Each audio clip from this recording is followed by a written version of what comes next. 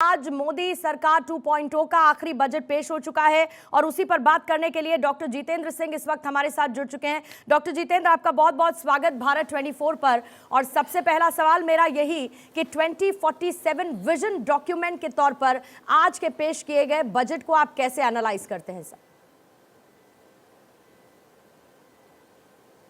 मैं तो ये कहूँगा कि भले ये इंटरिम बजट है, जो वोट ऑफ अकाउंट भी कहा जाता है, क्योंकि पूरा जो फुल फ्लेज बजट है तो चुनावी साल में जुलाई अगस्त महीने में मानसून सत्र में आता है। लेकिन इस बजट में संकेत है उस दिशा का जो अगले 20 साल की यात्रा में अपनाई जाएगी और जो इसका दर्शन हमें करने को मिलेगा उस बजट में जो जुलाई अगस्त में पेश किया जाएगा, क्योंकि यही प्रधानमंत्री होंगे, यही सरकार होगी।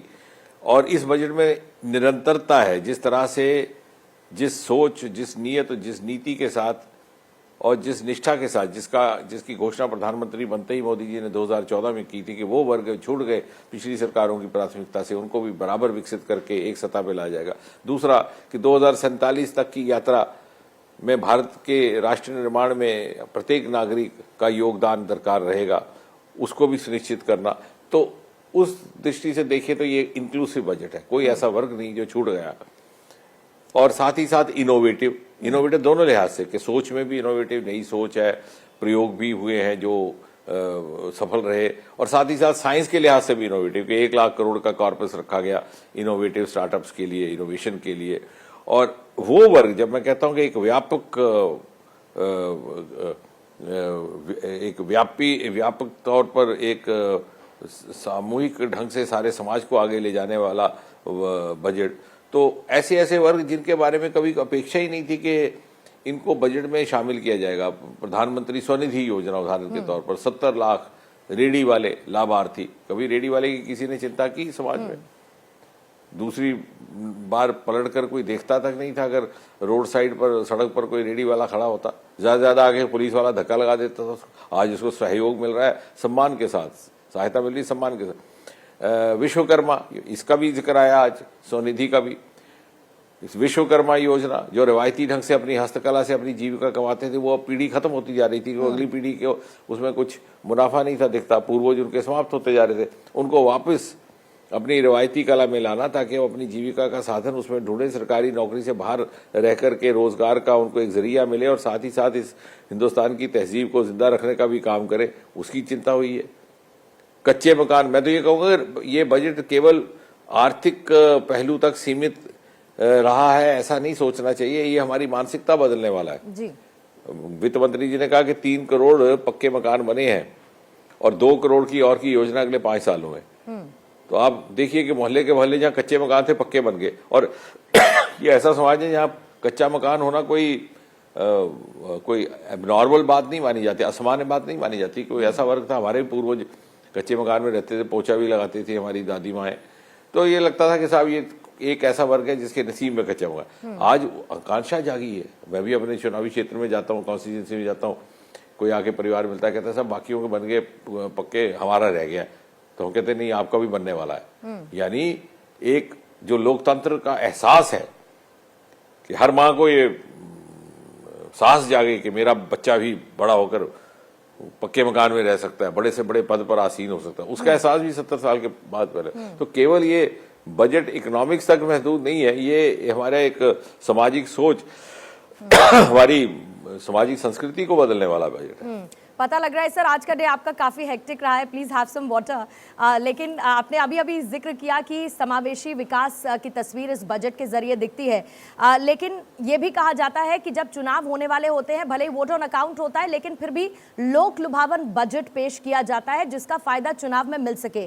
क्या इस थॉट प्रोसेस के साथ बजट में कुछ इंक्लूजन्स किए गए या फिर सीधे सीधे विकास और आगे रोड मैप 2047 का ध्यान में रखते हुए इस बजट को अनाउंस किया गया? बिल्कुल नहीं किए गए। ये आपने देखा होगा, आप ही के साथी सहयोगी अनेकों चैनलों पर बैठ करके शाम को 9 बजे यही कहते थे जब वो भविष्यवाणी करते थे कि इस बजट में टैक्स कम होगा, रियायतें दी जाएंगी। कोई इस तरह की नहीं है। इसलिए मैंने कहा निरंतरता है। जिस सोच के साथ 2014 में मोदी जी ने ये प्रधानमंत्री के रूप में इस देश का नेतृत्व प्रारंभ किया था, उसमें निरंतरता। उस समय भी कहा गया था कि जहां जिस चीज की कोताही है वहां हम पहुंचेंगे, जहां जिस चीज की पूर्ति करनी है हम वहां पहुंचेंगे, जहां जिस वर्ग को, जिस व्यक्ति को हमारी आवश्यकता हम उस तक पहुंचेंगे। हम वोट की राजनीति से ऊपर उठ करके जात पात, अब ये 3 करोड़ घरों मकानों की बात हुई है, तो कभी किसी से पूछा कि तुम्हारा मजहब क्या है, तुम्हारा धर्म क्या है, तुम्हारी जात, ये भी नहीं पूछा कि तुम वोट किसको देते हो।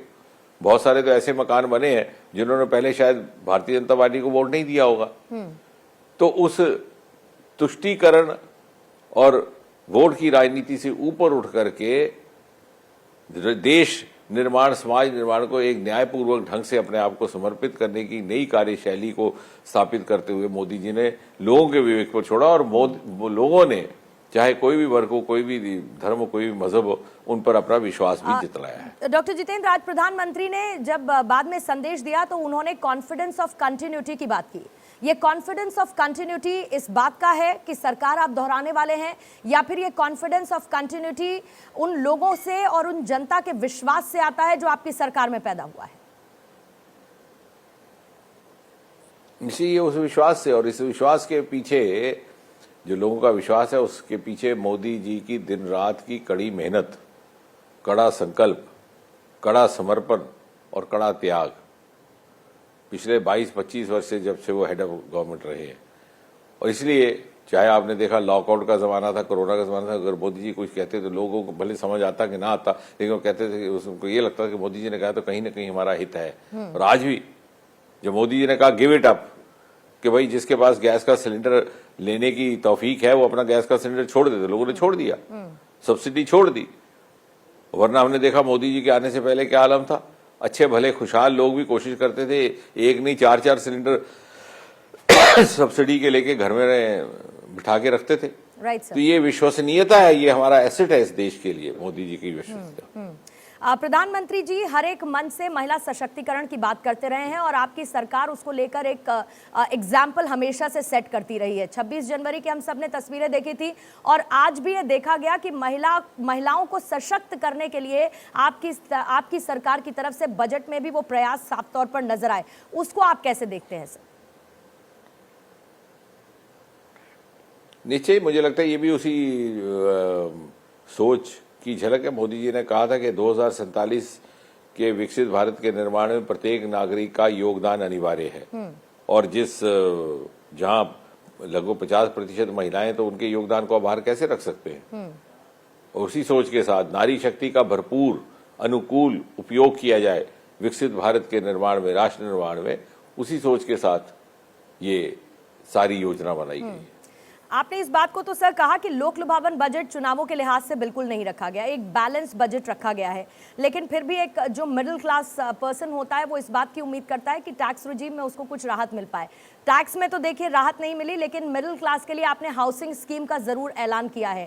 टैक्स के लिए इंतजार खत्म नहीं हुआ कि उसमें कोई बदलाव आए और उनको राहत मिल पाए।